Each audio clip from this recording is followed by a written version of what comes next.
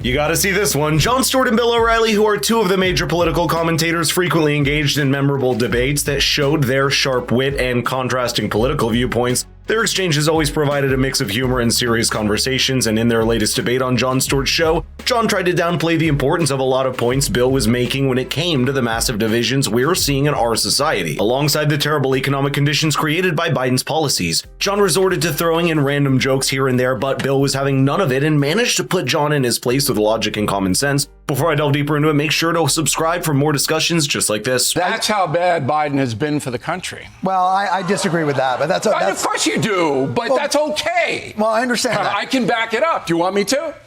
Okay, I mean... I'm going to ruin your day. I'm going to ruin your day, Stewart. You brought a handkerchief? All right. I was prepared for this. Food prices under Biden up 20%. Gas prices 38%. Yeah. Mortgage rates 160%. Yeah, prices are going up. Drug ODs up 36%. Okay? Car insurance 125% up. Right. These are folks. They have to spend that money. Listen, there's no question that post-pandemic, this country and the world have suffered Trump from had 2 years of post-pandemic. Right, but Trump ran an $8 trillion deficit. He spent $1.7 trillion on tax cuts. He deregulated Inflation industry. was 1.5% when he walked out the door. Right, but look at it in relation to the world. I respectfully say, yes, inflation was too high, and that hurts American consumers. You want this? So what did Biden do to create that, though? I don't know, and that's what I would have asked him.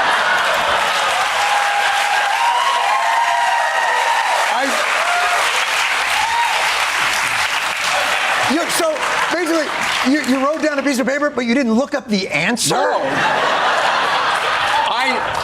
We're going to need 2 days on the podcast. I want to ask Biden about that. While it is somewhat true that global economic conditions impact the U.S., Biden's policies have played a significant role in shaping the current economic landscape, and Jon's approach oversimplifies the issue and ignores important domestic factors. Under the current administration, inflation has reached levels not experienced in decades, soaring to 9.1%, the highest since 1981. This surge cannot be solely attributed to global economic conditions. Biden's administration implemented expensive fiscal policies, including massive government spending packages such as the American Rescue Plan, which injected $1.9 trillion into the economy in early 2021. The package's intention was to support the post-pandemic economic recovery, but the influx of money has contributed to inflation, leading to price increases across the board. Energy policies under Biden have also played a crucial role in the economic downturn. His administration's emphasis on transitioning to green energy led to the cancellation of the Keystone XL pipeline and imposed restrictions on domestic oil and gas production.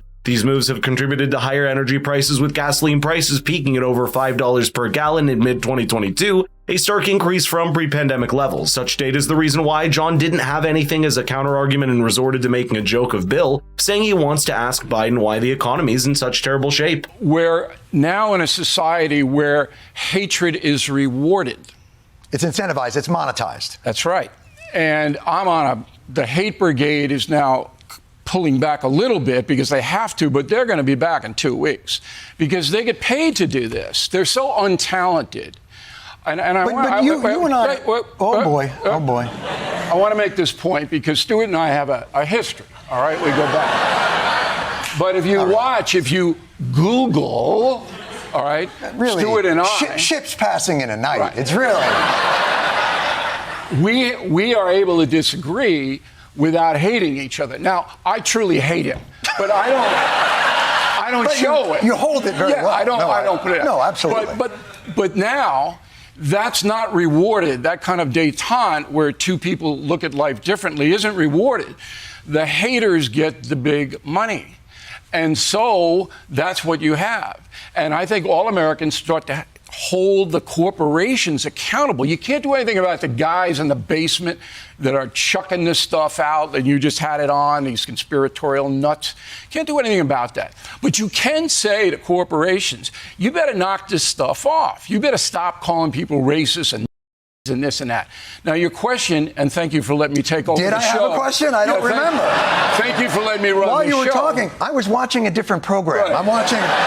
I'm watching South Park reruns right now. I don't even know what you're talking about. But this one is better, so listen to me. All right, I'm going to listen to you, but then I have a follow-up to this, which I think is important. Okay, so your question is then, what can people do about this? Right. All right? Reject it. Bill's correct here. The main reasons why the American society is so divided can be attributed to the big corporations that control the media landscape. You see, many large media companies are owned by a handful of conglomerates with vested interests influencing the types of news and perspectives that reach the public. This consolidation of media ownership results in biased reporting that serves corporate or political agendas rather than providing balanced information. When media outlets prioritize sensationalism and controversy to boost ratings and profits, further polarizes the audience. Noam Chomsky sums it up best by saying, quote, "If you want to understand the way some system works, you look at its institutional structure. How is it organized? How is it controlled? How is it funded? And so on." Social media platforms have also transformed how people consume news and interact with one another. These platforms use algorithms designed to maximize user engagement by showing content that aligns with users' existing beliefs and opinions. This creates echo chambers where individuals are exposed primarily to information that reinforces their views, leading to a lack of exposure to different perspectives. As a result, users become more entrenched in their beliefs, making constructive dialogues across political and ideological lines increasingly difficult. Bill, let me push back a bit. Look, you and I are both somewhat fossilized practitioners of the rhetorical arts that are confrontational at times, provocative at times, and we made a really spectacular living pushing those envelopes. It seems now to say, hey, these other people should stop. Hey, look. Well, it's like free speech, but don't you believe? Let me put it this way. Go ahead, Stewart. We keep saying, like, we don't know why these people do it. They're all mentally ill, but let's stop the rhetoric. Even though we have no idea, wouldn't it be better to come up with, people can be passionate, people can defend their position, and shouldn't the argument be, we have to start arguing with each other in good faith? Okay. So Biden made a good point last night in the Lester Holt interview when he said, what am I supposed to do? Not criticize Trump because I feel... He feels it is a threat to our democratic system. Because I feel he's the Third Reich. Okay. He didn't say that. But no. But he was thinking it, Stewart. He was thinking, and I could read him. Stop monetizing your anger. So anyway. Stop. I don't like it. I don't like it one bit. But he made a point where I got to criticize the guy because I don't believe he's good for America, and I believe he's X, Y, and Z. Okay. Criticism is good. Robust debate is good. I like coming on here in front of all of your friends out here. And the audience should know, I have no friends here. Okay? My friends are... Well, not just here. Well...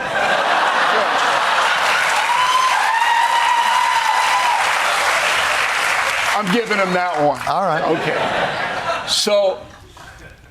we have made a nice living confronting other people, sometimes making fun of them, sometimes serious debate. I'm going to do your podcast tomorrow. And I'm going to kick your butt. Of course. Okay. So, but we don't want to see them, at least I don't, destroyed. Right.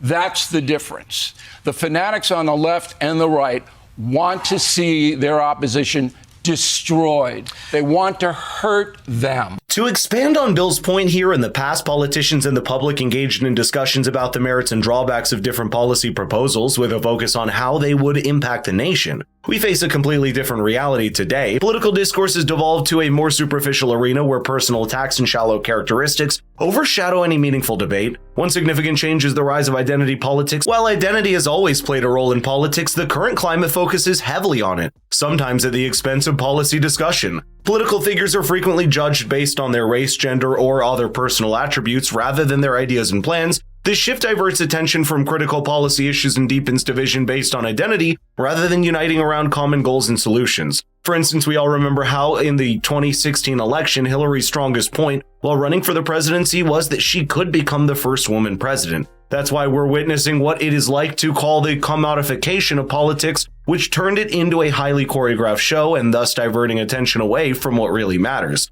This approach reduces politics to a form of entertainment where the focus is on winning the game rather than addressing the nation's challenges. What are we doing here? Some of the fears of people are justified. Tens of millions of women lost access to reproductive choice based on the decisions of that party. Those are real life consequences of great gravity and weight. How do we talk about those in a way that so that you're able to express it. It's not difficult to talk about it, Right. and you don't It seems like it is. See, the mistake that you made, one of the many. Yeah. Understood. You're trying to get the fringe people in to be reasonable. You're The never Heritage going to do Foundation that. lead is not the fringe. And when I watch... No. It is. The people don't know what that is. Most Americans, I put the number at 70%, are good people. I don't doubt that. Want acrimony. They I don't doubt don't want violence. I don't doubt that.